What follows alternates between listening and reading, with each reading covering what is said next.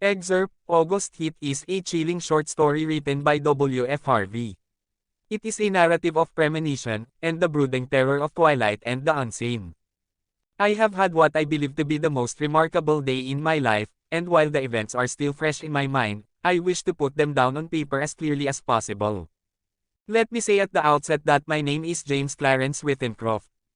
I am 40 years old, in perfect health, never having known a day's illness.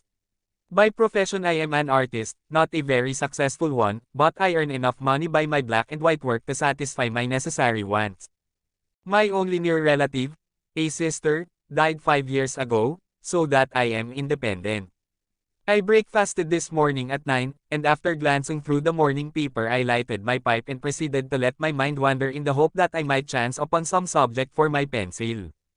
The room, though door and windows were open, was oppressively hot, and I had just made up my mind that the coolest and most comfortable place in the neighborhood would be the deep end of the public swimming bath, when the idea came. I began to draw. So intent was I on my work that I left my lunch untouched, only stopping work when the clock of St. Jude struck 4. The final result, for a hurried sketch, was, I felt sure, the best thing I had done. It showed a criminal in the dock immediately after the judge had pronounced sentence. The man was fat, enormously fat. The flesh hung in rolls about his chin, it creased his huge, stumpy neck.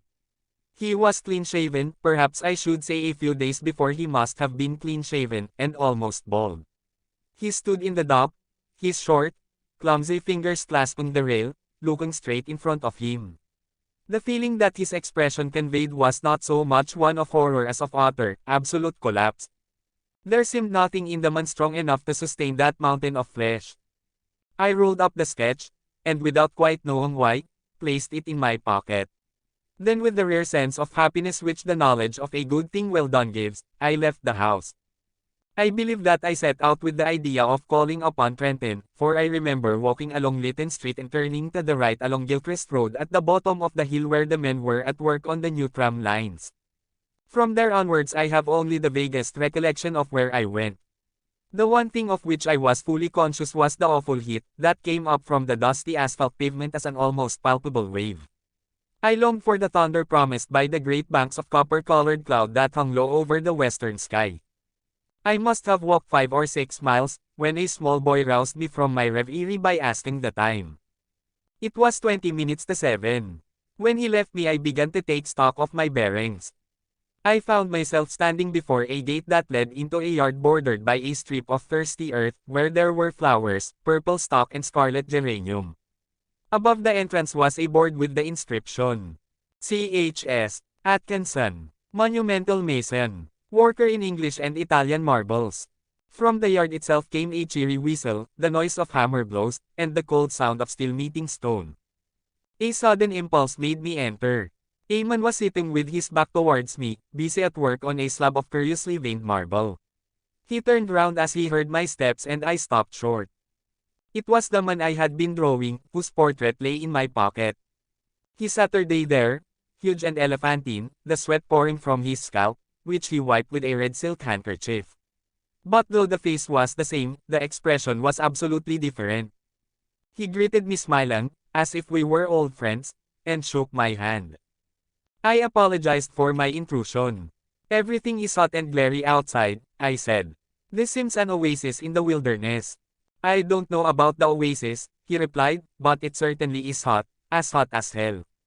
Take a seat, sir. He pointed to the end of the gravestone on which he was at work, and I sat down. That's a beautiful piece of stone you've got hold of, I said.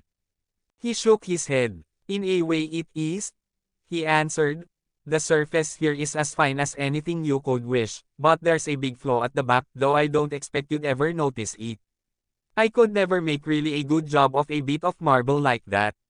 It would be alright in the summer like this, it wouldn't mind the blasted heat. But wait till the winter comes. There's nothing quite like frost to find out the weak points in stone.